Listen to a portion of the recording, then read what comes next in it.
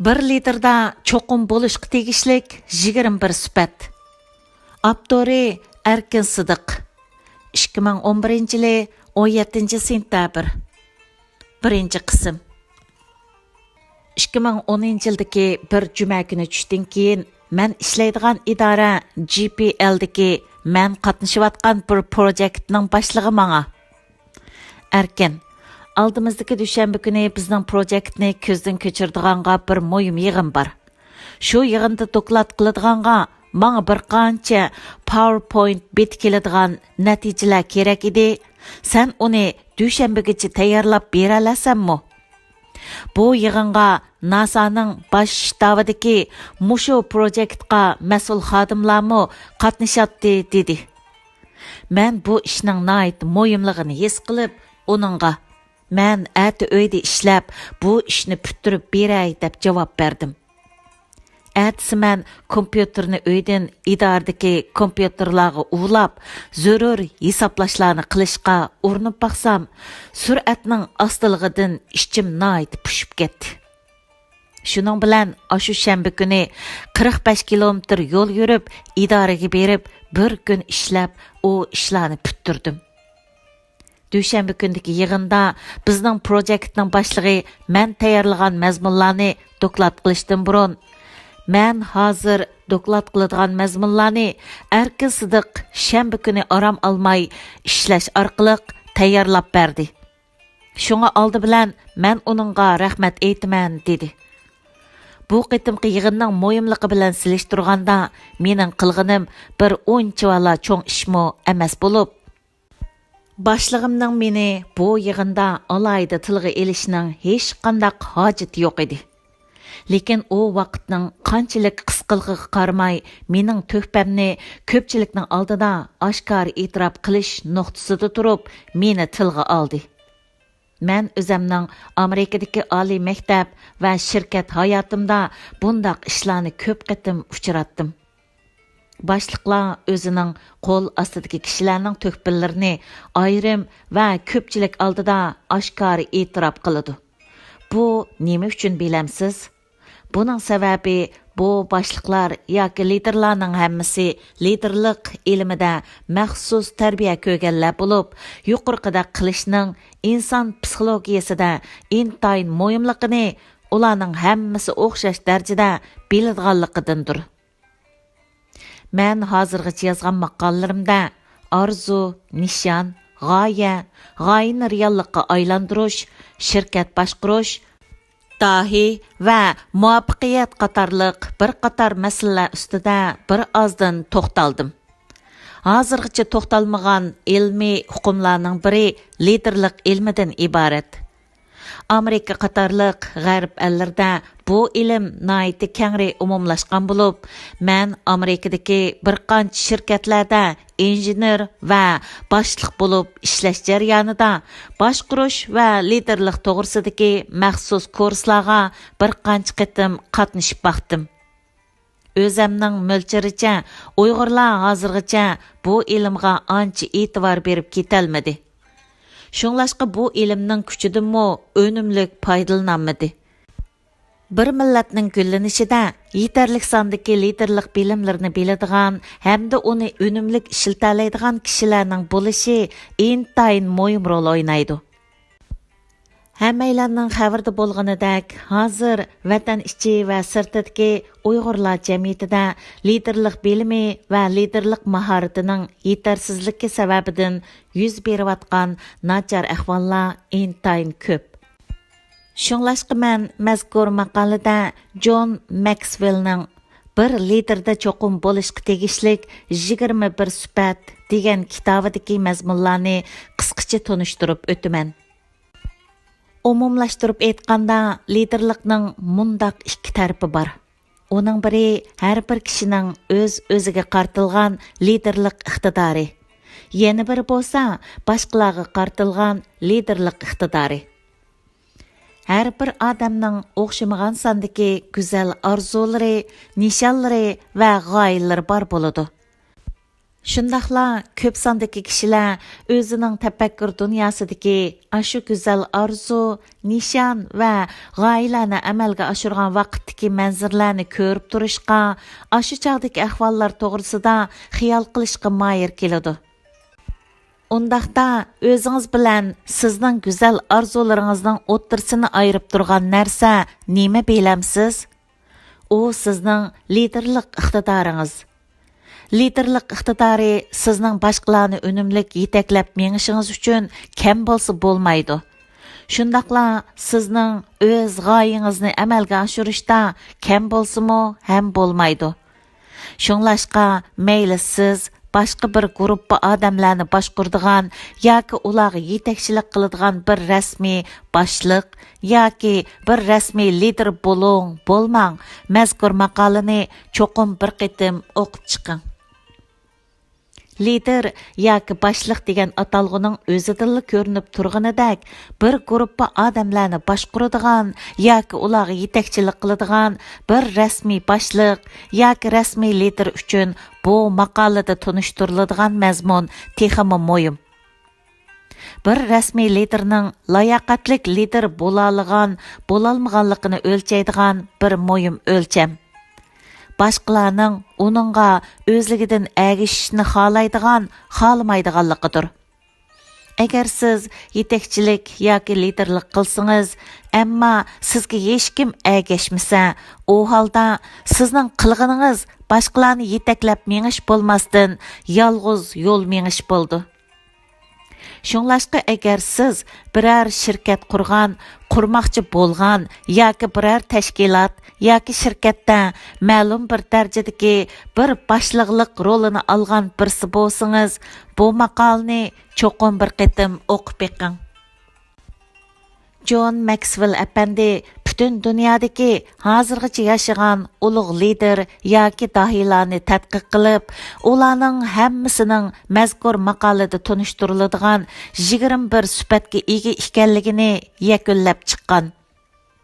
Bu 21 sifat haqidagi bilimlar sizning haqiqiy turda unumlik yetakchilik qiladigan va kishilar agishishni istaydigan bir lider bo'lish uchun hozirlamasangiz bo'lmaydigan kishilik xarakterlar bilan tunishib chiqish, ularni taraqqiy qildirish va ularni to'g'irlash uchun nihoyat zo'r yordam qila oladi. Liderlik bilimlarini bilish bilan uni amaliyotda qo'llanib, muvaffaqiyatlik liderlik qilish ayrim ikki ish. Jaryan qonuniyatining ko'rsatishicha, liderlik hargizmi bir kunning ichidala yetilmaydi. Balki u har kuni az-azdan taraqqiy qilib yetiladi. O'zingizni liderlik bilimlarini biladigan bir odamdan real dunyoda muvaffaqiyatlik liderlik qila oladigan birisiga aylantirishdagi ochqoch sizning kishilik xarakteringizdan iborat. Sizning kishilik xarakteringiz yoki xarakter jihatdagi sifatingiz sizning liderlik iqtidoringizni harakatga keltirib, uni kuch-quvvatga ega qiladi. Yoki bo'lmasa, u sizning muvaffaqiyat yo'lingizni to'sib qo'ydi. Bir odamning unumlik lider bo'la olmasligini uning ichki jihatda qanday odam ekanligi belgilaydi. Boshqacha qilib aytganda, liderlik odamning ichidan sirtqa qarab taraqqiy qilib yetiladi. Agar siz ichki jihatda bir layoqatli lider bo'la oladigansiz, tashqi jihatdami o'zingiz orzu qilgandek liderlarning biri bo'la olasiz. Shunglashqa, agar siz liderlik baldiqining eng yuqori pallasiga chiqmoqchi bo'ladigansiz, cho'qim o'zingizda yoki o'zingizning ichki dunyosida mushu maqolada tunishtiriladigan 21 sifatni yetildiring.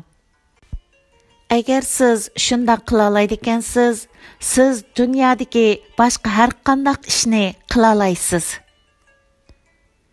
Kitobning avtori to'g'risida bir liderda cho'qim bo'lishga tegishlik 21 sifat degan kitobning avtori John Maxwell bo'lib, men avtor haqida o'zimning g'oya tiklashning 10 o'lchami degan maqolasida ozroq tushuncha bergan edim.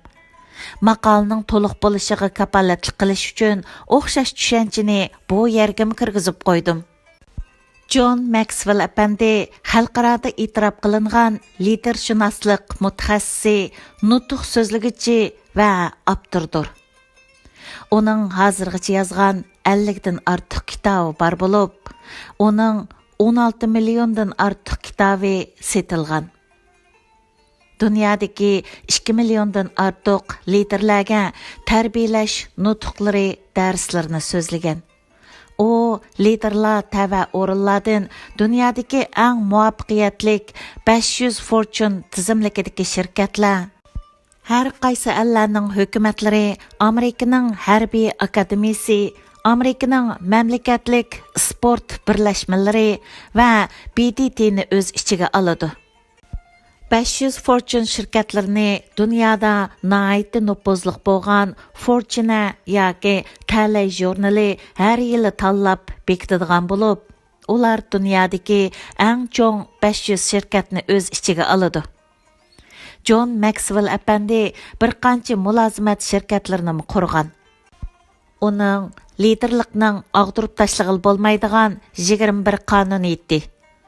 O'zingizning ichidagi liderlikni yetildiring va bir liderda cho'qim bo'lishga tegishlik 21 sifat degan 3 parcha kitobining har birisi 1 million nusxadan ko'proq setilgan. Tövəndə mən bir liderda cho'qim bo'lishga tegishlik 21 sifatni tonishtirishni boshlayman. Birinchi, kishilik xarakter. Cho'ng tashning bir parchasi bo'lish. Bu haqda ishlatilgan inglizcha so'z character bo'lib, uning yo'lg'on lug'atidagi ma'nosi xarakter, mijoz, xususiyat, axloq, fazilat, alaydilik, o'zgachilik, personaj, belga ekan. Ya'ni bu so'z John Maxwell әпәндинең kitobida kishilik xarakter degan ma'nodami hamda axloqliq degan ma'nodami ishlatilgan bo'lib, men inglizcha xarakter degan so'zni ashundaq ikki xil ma'noda olaman. Bu yerdagi kishilik xarakter deganimiz bir odamning axloqiy sifatiga samimiy bo'lish va jur'atlik bo'lish qatorliq kishilik sifatiga qartilgan. Bir liderning hayotidagi har xil ahvollarga qandoq muomala qiladiganligi uning kishilik xarakteri yoki fazilatining qandoq ekanligini ko'rsatib berdi. Krizis bir odamning xarakterini yetildirmaydi, ammo uning xarakterining qandoqligini oshkorlab berdi. Odam bir o'ngsizlikqa yo'liqqanda mundaq ikki xil yo'ldan birini tanlashga majbur bo'ladi. Axloqliq bo'lish yoki murassa qilish. Har qitim axloqliq bo'lishni tanlagan odam bundaq tanlash bir salbiy oqibatni keltirib chiqargan taqdirdimi, har qitim burunqidimi kuchli bo'lib mangdi. O'zimizda esil fazilatlarni yetildirish, o'zimizni bir lider qilib taraqqiy qildirish uchunla emas, o'zimizni bir yaxshi inson qilib yetildirish uchunmi nihoyatda zarur. Sizning xarakteringiz sizning kim ekanligingizni belgilaydi. Sizning kim ekanligingiz sizning nimani ko'rdiganligingizni belgilaydi. Sizning nimani ko'rdiganligingiz sizning nima ishni qiladiganligingizni belgilaydi. Shunglashqa bir liderning qandaq ish elib bordiganligini uning xarakteridan ayirib qarag'ili bo'lmaydi. Agar bir liderning niyati bilan harakati davomliq, o'zaro qarama-qarshi bo'lib mangdikan, siz uning kishilik xarakterini kuzatish orqali nima uchun ashundaq bo'ldiganligini bayqay olasiz. Odamning bir qism talantlari tug'ma bo'ladi. Ammo kishilik xarakter xususiy tanlashdir. Biz o'zimizning ota-onasini, tug'ilgan va o'sib yetilgan yurtini va o'zimizning talantlarini o'zimiz tanlay olmaymiz. Ammo o'zimizning xarakterini o'zimiz tanlay olamiz. Ya'ni biz har qitim bir tanlashga duch kelganda o'zimiz uchun bir xarakterni vujudga keltiramiz. Bizning hayotimiz o'zimizning kishilik xarakterlarimizni yetildirish jarayoni bo'lib hisoblanadi. Haqiqiy liderlik boshqa kishilarni o'z ichiga olgan bo'ladi. Agar hech kim sizga ergishib mangmasa, siz boshqalarni yetaklab mangan bo'lmaysiz. balki o'zingiz yolg'iz mengib ketayotgan bo'lasiz. Kishilar nachar xarakterlik yoki nachar axloqliq liderlarga ergashmaydi. Burun ergashgan bo'lsa-mu, uning xarakterining yoki axloqining nacharligini bayqagan aman uningga ergashishdan to'xtaydi. Liderlar o'z xarakterining cheklamasidan ustun turadigan bir pallaga yetolmaydi. Ba'zi noyatda talantli kishilar ma'lum darajadagi muvaffaqiyatga erishib bo'libla vayron bo'lib ketadi. Bundaq bo'lishdagi xalqiliq omil kishilik xarakterdir. Harvard Universitetining professori Steven Berglasning deyishicha, undaq odam tövandagi 4 xil ahvoldan kam deganda birini o'z beshidan o'tkazadi. Haqovirlik qilish, intayin yolg'izlik his qilish, buzg'unchilik darajasida tavakkulchilik qilish va zina qilish. Bularning har birisi ojiz xarakterli kishilar to'laydigan ig'ir badallar bo'lib hisoblanadi. Agar sizda yuqorqidek 4 xil ahvolning birisi ko'rilsa, cho'qim qilayotgan ishingizni to'xtatib, bir oz orom eling. Hamda o'zingiz uchun bir chora teping. Agar xarakterdagi ojizliklar o'z vaqtida o'zgartirilmaydigan, vaqtning o'tishiga ergashib, undaq ojizlik texmi ig'irlashib mangadi. Siz oilangizda, xizmatingizda va jamiyatda boshqalarni yetaklagan vaqtingizda siz uchun eng muhim boyliqning kishilik xarakter yoki esil axloqiy fazilat ekanligini hargizmo unutilib qolmang. Ikkinchi, sihriy kuch tunji qitim bergan ta'sir hal qilg'uch rol o'ynaydi. Sihriy kuchni inglizchada charisma deydigan bo'lib, uning inglizcha lug'atdagi ma'nosi bir odamning ma'lum bir odam to'piga ta'sir ko'rsatishi yoki huquq yurgizish imkoniyatiga ega qiladigan ruhiy kuchi yoki kishilik sufti deb tushuntirilgan. Oddiy so'z bilan aytganda, sihriy kuch deganimiz boshqalarni o'ziga jalb qilish iqtidoridan iborat. Amerikalik Dan Raylan mundaq deydi: Siz sihriy kuchga qanday qilish orqali erisha olasiz? Boshqalarni o'zlari to'g'risida yaxshi hissiyotga ega qilishni, ularni siz o'zingiz to'g'risida yaxshi hissiyotga ega qilishdan ustun o'ringa qo'yish orqali. Desizlar, ishning hammasini manli qilyapman, boshqalarning bo'lsa bu ishlar bilan ancha kor bo'lmayotidi deydigan odam sihriy kuchga ega bo'lmaydi. Uning aksicha, ishni asosan palonchi po'konchilar qildi va qilyotidi.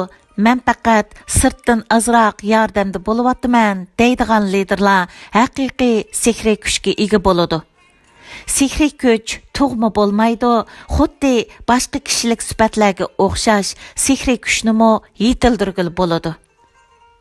Boshqalarni o'ziga jalb qila oladigan, boshqalarni o'ziga o'z ixtiyorligi bilan ergashtirib oladigan bir odam bo'lish uchun siz tövandagi ishlarni qilishingiz kerak. Birinchi, hayotni qadrlash. Kishilar hayotni qadrlaydigan liderlarni yaxshi ko'rdi. Siz qanday tipdagi kishilar bilan birga bo'lishni xohlaysiz? Chechilg'oq, oson ochiqlanadigan, tushkun va kashkichi boshqalardan og'irnib yuradigan odamlar bilanmi yoki dong chiqargan va turmushni intayin qadrlaydigan kishilar bilanmi? Ikkinchi, boshqalarning yaxshi tarafini ko'radigan bo'lish. Bir tadqiqotchi o'zlari tirishib millioner bo'lgan yuzdak odamni tekshirganida ulardagi birdan bir o'rtaqlik ularning hammasi boshqalarning yaxshi tarafini ko'rish ekanligini bayqagan. Agar siz boshqalarning yaxshi tarafini ko'rsangiz yoki e'tirof qilsangiz, uni o'zlariga ko'rsatib bersangiz, ularni ilhomlantirib tursangiz hamda ularning o'zidagi yoshirin kuchlarni to'liq joriy qildirishiga yordam qilsangiz, sizning bu qilganlaringiz uchun ular sizni intayin yaxshi ko'radigan bo'ladi. Angliyaning burunqi boshbaqani Benjamin Disraeli ana shunday odamlarning biri. Bir qitim u mundaq degan: Siz başqa bir odamga qilib bera oladigan eng cho'ng yaxshi ish o'zingizning boyligini uning bilan o'rtoqlashishla emas, balki uning boyligini o'ziga tonitib qo'yishdan iborat. 3. Boshqalarga umid elib kelish. Fransiyalik general Napoleon Bonaparte liderlarga umid sodachilari degan aniqlamani bergan. Onun qarışça bir adamның barlıq mal-mülki içində ümid hammadan ulug' mal-mülk bo'lib hisoblanadi. Agar siz boshqalarga umid elib kela olsangiz, siz ularni o'zingizga yuksak darajada jalb qila olasiz. Shundaqla ular siz uchun bir umr minnatdor bo'ladi. 4. Boshqalar bilan o'z ahvolini o'rtoqlashish. Kişiler özünün ahvalini ve hayat səpirini sözləb berdiğən liderlarni nəhayət yaxşı gördü. Siz başqalarını yetəkləgəndə ularga özünüzün ahvalini sözləb berib durun. Özünüzün oy fikirlərini, özünüzdəki hər xil tədbir çarələrini və özünüzün alayda işlərini sözləb berib durun. Mən hazırgıca özüm uçuratqan Uyğur qeyrindaşlar bilan paranlaşqanda və Uyğurlar bilan yığılışlarga bağanda, söz qılğanda özümның işlərini köpləb sözləb berib keldim. Ularni yazma söhbət və tərcümal şəkildə yazıb torğumu çıxırıb etdim. Bundaq qilishdagi maqsadimning biri başqalarga özümның bir oddiy Uyğur ekanligimni bildirib qo'yish. Yana biri bo'lsa, ularni o'zimning sarguzashtlari, tajriba saboqlari va hozirgacha egillagan bilimlarimdan xabardor qilib, shu orqali ularni ilhomlantirish. Boshqalarni o'zidan ustun qo'ydigan, o'ziga ko'ngil bo'lishdan burun boshqalarga ko'ngil bo'ladigan liderlarda sihriy kuch bor bo'ladi. Maqolni o'qib, mush yerga kelganda, sihriy kuch jihatda siz o'zingizni bir qitim baholab beqing. Siz boshqalarni o'zingizga tabiiy holda jalb qila olamsiz? Sizni boshqalar yaxshi ko'ramdi? Agar bu savollarning javobi yo'q bo'lsa, sizda cho'qim tövandagidek illatlar yoki sihriy kuchning to'salg'unlari mavjud bo'lishi mumkin. G'urur. Her vaqt özünü başqalardan üstün qoydigan liderga hech kim ergashmaydi. Endişlik. Agar siz o'zingizni ancha yaxshi ko'rib ketmasangiz, sizni boshqalar yaxshi ko'rmaydi. Mijazi o'sal bo'lish. Agar kishilar sizdan nimani umid qilsa, bo'ladiganligini bilolmasa, ular sizdan biror ishni umid qilishdan butunlay to'xtaydi. Mukammallik. Kishilar birisining kamolatga yetish orzusiga hurmat qiladi. Ammo uning reallikqa uyg'un kelmaydigan umididan qattiq andish qiladi. Shaxsiyatchilik. Kishilar boshqalarning salbiy tarafini ko'radigan birisining o'zlariga qarta hamma yo'nalishlarda tanqid yog'dirishini yoqtirmaydi. Agar siz yuqorqidek illatlardan o'zingizni yiroq tuta olsangiz, siz o'zingizda sihriy kuchni yetildira olasiz. 3. Sodiqlik. U ish qilg'uvchilarni xiyolchilardan farqlantirib turadi. Bu so'z inglizcha commitment deb atiladigan bo'lib, uning ma'nosi boshlagan ishiga o'zini to'liq atash, boshlagan ishiga boshdan oxir to'liq kirishish, ko'zlagan nishonni bo'ylab boshdan oxir sodiqlik bilan qattiq tirishish deganga yaqin keladi. Yulg'un lug'atida bu so'zga eng yaqin keladigan so'z sodiqlik bo'lg'achqa, men bu yerda shu so'zni ishlatdim. Atix şirketining prezidenti va lideri Stephen Gregg mundaq deydi. Kishilar o'zini bir ishqa to'liq atamagan liderlarga ergashmaydi. Sodiqlik tövandagi bir qator ishlarda ifodalanadi. Har kuni qancha soat ishlaydiganligingiz, o'zingizning iqtidorini yaxshilash uchun qanday tirishchanliklarni ko'rsatadiganligingiz va o'z manfaatingizni qurbon qilish badaliga o'z xizmatdoshlaringizga nima ishlarni qilib berdiganligingiz. Dünyada hazırgıça özünü başlagan işqi toluq atımıgan birərmi uluq day körülüb baqqan emas. Amerika hava armiyasının başlığı bu vaqtda mundaq deydi. Sadiqliq bizga yangi kuch qudrat ato qiladi. Kesal, namratlıq yoki balay ofatlarning qaysi beshimizga kelishidan qat'iy nazar bizda sodiqliqli bo'ladi ekan, biz ko'zimizni o'z nishonimizdan birdammi ayirmaymiz. Sodiqliq degan nima? Har bir odam uchun uning o'xshamagan ma'nosi bor. Bir chelishchi uchun yiqititilgan qitim sonidan o'rnidan tura olgan qitim soni bir son ko'proq bo'lish. Bir marafonga, ya'ni uzunga yugurguchi uchun hech qanday kuchi qolmagandimi, yana 10 kilometr orliqqa yugurish. Bir askar uchun u tarafda o'zini qanday ahvol saqlab turayotganligini bilmay turibmi, bir do'ngning qarshi tarafiga o'tish. Bir lider uchun yuqorqilarning hammasi emas, uningdan ko'proq ishlar. Chunki u yetaklayotgan odamlarning hammasi uningga taynidi. Agar siz bir unumlik lider bo'lmoqchi bo'lsangiz, siz cho'qim qilayotgan ishingizga sodiq bo'lishingiz kerak. Haqiqiy sodiqlik boshqalarni ilhomlantiradi va boshqalarni o'ziga jalb qiladi. Siz faqat o'zingiz shug'ullanayotgan ishga ishongandila, boshqalarmi sizga ishonadi. Qoyil qilish qonuniyatining deyishicha, kishilar oldi bilan liderga qoyil bo'lib, ondan u lider shug'ullanayotgan ishga qoyil bo'ladi. Sodiqlikning haqiqiy mohiyati nima? Tövəndəki 3 narsaga qarab beqing. Birinchi, sodiqlik sizning yuragingizdan boshlanadi. Ba'zi kishilar bir ishga o'zini to'liq atashdan burun hamma ishning mukammal bo'lishini istaydi. Ammo sodiqlik natijaning oldida keladi. Dunyoga tangliq basketbolchi Michael Jordan mundaq deydi. Yaxshi odamlar bilan ulug' odamlarni ayirib turadigan narsa ularning yuragidan iborat. Agar siz boshqalarning hayotida belgilik o'zgarish paydo qila oladigan bir lider bo'lishni istasangiz, o'zingizni to'liq atamaganligingizni bilish uchun o'zingizning yuragini tekshirib beqing. Ikkinchi, sodiqlik amaliy harakat orqali siniladi. Sodiqlik to'g'risida so'zlash bir ish, u to'g'risida amaliy ish qilish yana bir ish. Sodiqlikning haqiqiy o'lchami amaliyatdan iborat. Yozg'ichi Gordon mundaq deydi. So'zdan oson ish yo'q. Qilgan so'zini kunlik ish harakati orqali amalga oshirishdan tas ish yo'q. Uchinchi, sodiqlik muvaffaqiyatning eshigini ochadi. Bir lider bo'lish sifatingiz bilan siz nurg'un to'sqinlik va qarshiliklarga duch keldingiz va kelasiz. Ba'zida sizni olg'a qarab ilgarilatadigan birdan bir narsa sizning sodiqligingiz bo'lib qoladi.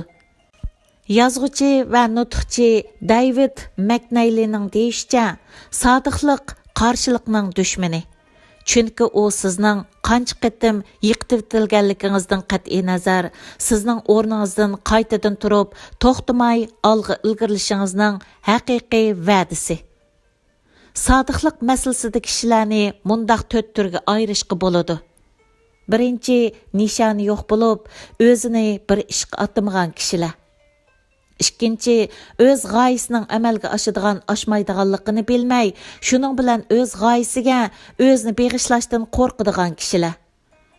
Uchinchi, bir g'oyasi uchun o'zini beg'ishlab ish boshlab, ishlar qiyinlashganda g'oyasidan voz kechadigan kishilar. To'rtinchi, o'zi uchun g'oya tiklab, u g'oyalarga o'zini to'liq atab, tegishlik badal to'lash orqali ularni amalga oshiradigan kishilar. Siz qaysi xildagi kishilarga tava? Siz o'z g'oyalaringizni amalga oshirib bo'ldingizmi? Siz men cho'qim qila olayman degan ishlarning hammasini qila olayotamsiz? Kishilar sizga ishonib, sizga osonla ergashamdi. Agar sizning bu savollarning birarsiga beradigan javobingiz yo'q bo'ladi ekan, masalan, sizning o'zingizni qilayotgan ishlaringizga qaysi darajada atganligingizda bo'lishi mumkin. Davomi bor.